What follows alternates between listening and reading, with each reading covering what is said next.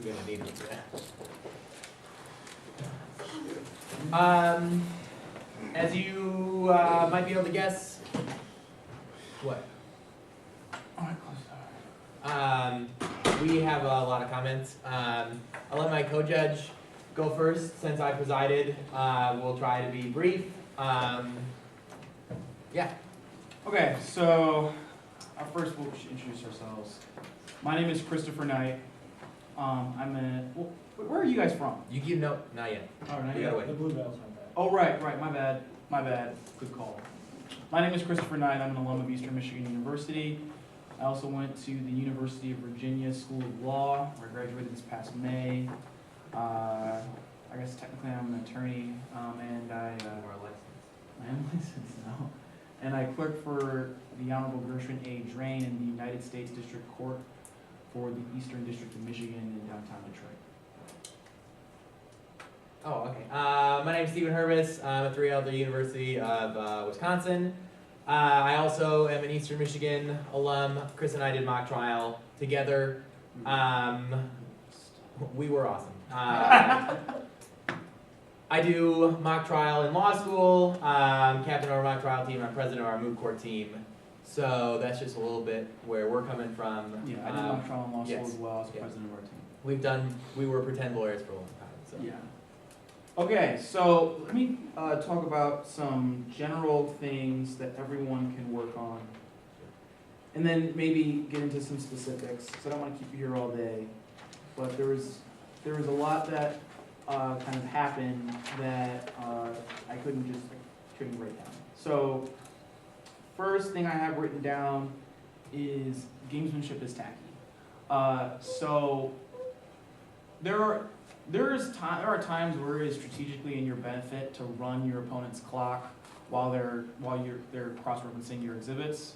But when the other side has 15 minutes left, there's nothing you can do on your end to eat into that, right? And then you got to understand that we're going to get a copy of the exhibit. So if it's a big exhibit and you need to look to make sure every page is there, great. But if you took, a minute and a half and there's 3 lines of sentences on the page, it's tacky. It's not something that I like to see.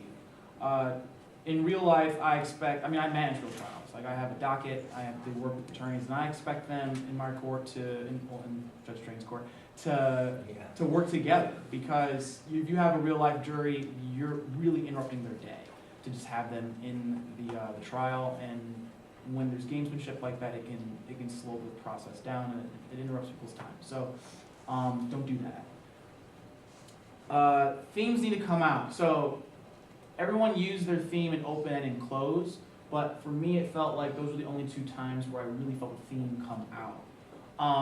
So the first theme was he could have folded, but instead he went a whole bunch of that was all in. And the second theme was a cop went rogue. So all in implies that he made a big gamble, and that's fun because it's in a casino, it's contextually appropriate, but you need to have your witnesses going to that theme as well, and I just didn't feel like that happened. Same with a cop went rogue. That's a cool theme, it's dramatic, but when you have your experts on to talk about the cops, or when you have, it definitely kind of worked when you had Avery Bancroft on, because he was like, really pressured and he's going up, but we really need to kind of focus on what exactly happened that was so rogue. Why was it so bad? Because rogue is a heavy word, right? You think of, cops who are selling drugs on the side. You gotta know your rules of evidence by the back of your hand. How many tournaments have you guys done so far? 3. This is our third. This is your 3rd one? Yeah. Are you guys like freshmen? Most of us, I was first Oh, I'm not year doing doing this. this. Right. Yeah, so that's gonna come with time. Really work with them. It took me a couple tournaments to kind of get all the rules. You need to know them. And when you make objection arguments, you stand up, you state your grounds, provide a rule number, and you don't say anything else, right? Now, the only time that we really need to hear a speaking objection is if you know that we're gonna think that your objection's kind of complex. Like if you think that, look, I'm objecting to something really, really, really distinctive, really kind of out there, then you say, may I be heard? But when you have a speaking objection, you go yada, yada, yada, yada, yada, yada, yada. Yeah, I get it. The objection was relevant. You don't need to say anything more. I know what the rule is, right? And then when you respond, it's the same thing. What's the rule? How does the law work? What was the testimony that was elicited, and what's the conclusion? Why should we rule in your favor? That goes to legal arguments in general. You guys did pretty good at the end of the defense case in chief. A good pro tip when you do things like arguing case law is just IRAC it. Issue, rule, application, conclusion. Okay, the issue is we don't know whether or not the Covington testimony was hearsay. What's the rule? The rule in a case versus Owens is this, and it works this way. Here are the facts. This is how the facts apply to the law, and thus you should rule in my favor. And that's how all your arguments should be constructed. It's professional, it's what we expect. Don't talk to me. Oh my God, I almost lost my mind when this happened. Don't talk to each other. All things that you say are either to a witness or to the court, meaning the judge. You guys actually had a conversation, and I didn't know what to do. I didn't know if I should tell Steve maybe we should stop. It was just kind of bizarre. Never do that. I mean, that happens in real trial, and I lose my mind. It's pet peeve. And had I been the presiding judge, it would have been really ugly. But I'm way nicer than you. So. But yeah, just never do that. It's not what you're supposed to do. Should always just talk to us. Yeah. Always. So like if you say I didn't hear it, I mean first, look, I mean You can ask us to ask yeah. her to clarify. Right. That's all you have to do. For the themes, there were points where I didn't understand the point of a witness, which is not good. Now the witnesses themselves, a lot of you guys had good characters, and that's great. But when you want the witness to go to the theme, and you want the theme to speak to the case. The case has elements, and I should know what element each witness is speaking to. Now, part of it is that you're working in a closed universe, and you can only work with what you got, and AMTA just kind of gives you bad witnesses sometimes.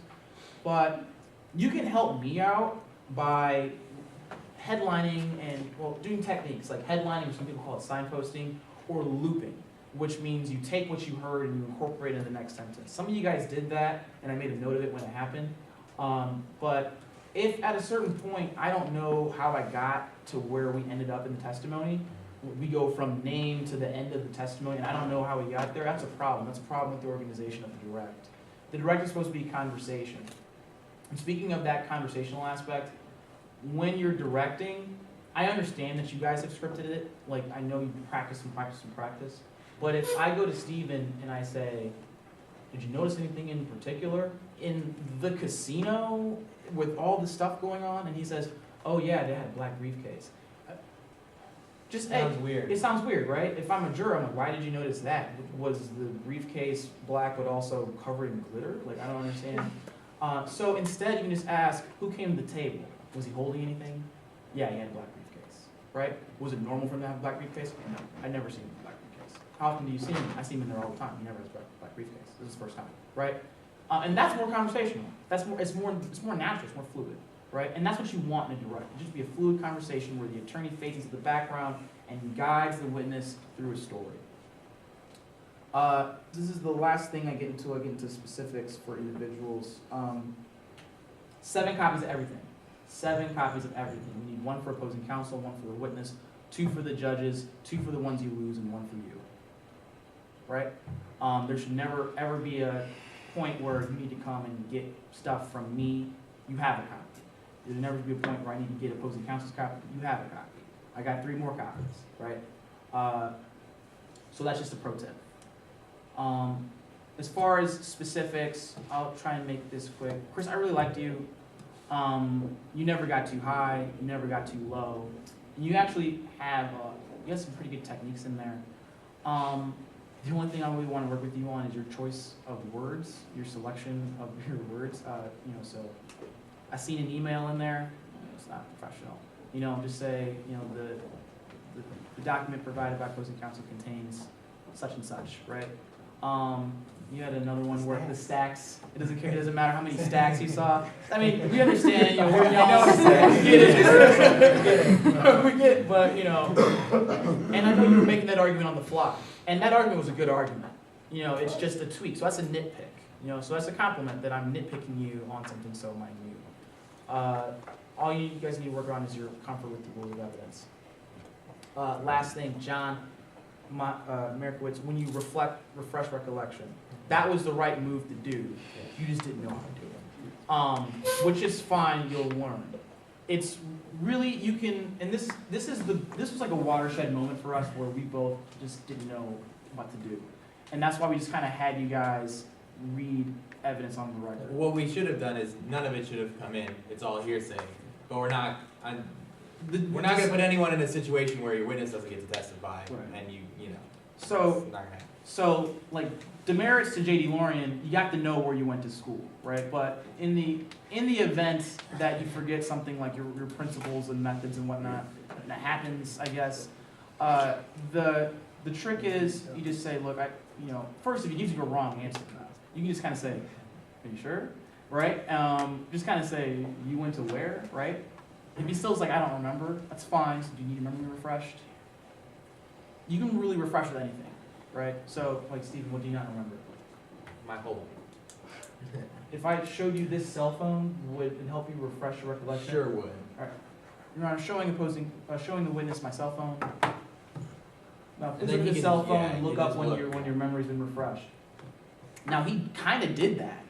So when you're on there and we looked at you, Yeah. it looked like you were reading the report. Yeah. So when he came back and he said, do you remember your principles? And you said, no, I just didn't know what to do. I just didn't know what to do. And I felt bad for John because I was like, well, I guess he could have you refresh his recollection again. I don't know if that's gonna work. It was so bad. I just didn't know what to do. So that's how that works. You know, kudos for thinking on your feet and going with the right technique. If you would have had another judge, it would have been way worse. Thank you so much. Thank you so much. And that brings me to my last bit. Witnesses, you are so important Yeah. in mock trial undergrad. You are scored. And a lot of times the attorneys cancel each other out.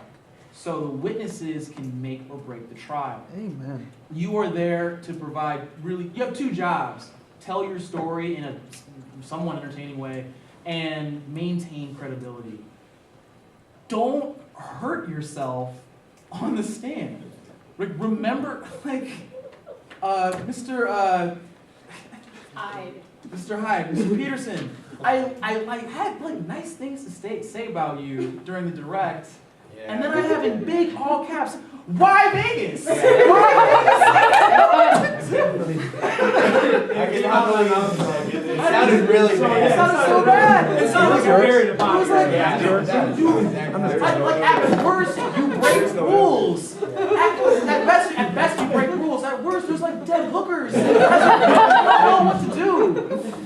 And I felt bad because we're not supposed to react to what you say, but it was just like that was off the cuff, right? And then J.D. Lorian, I don't mean to keep getting No, I on already know. you can't look. You can't say you Are you can't calling ask me a us, are you liar? calling me a liar? And then if you do that, you're not supposed to do that. But if you do that, don't get impeached. Yeah. Really, well, this is what happens. You said, "Are you calling me a liar?" He then just said yes, and then proved it, and then he proved it, and then we were like, "I guess you're a liar." I don't know what to do, and so it was like that for me. It was like I'm an auto mechanic, right? There were points where I felt like I was, and I don't mean this to sound bad. There was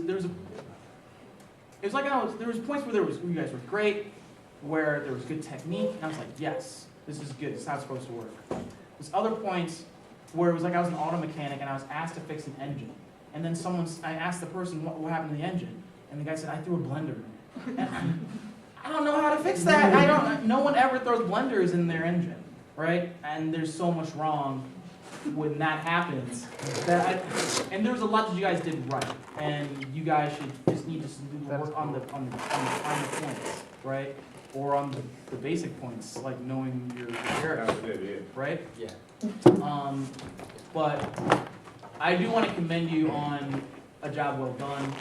To be honest, I've seen worse in real court. You guys could still go to real court and hold your own. Like for real. There are no good trial attorneys. They don't exist. There's like 10 of us. I mean, for real. I mean, a lot of the mistakes that have been made, I've seen in federal court, and the fact that you are doing this now, and you guys are freshmen, you're your first timers.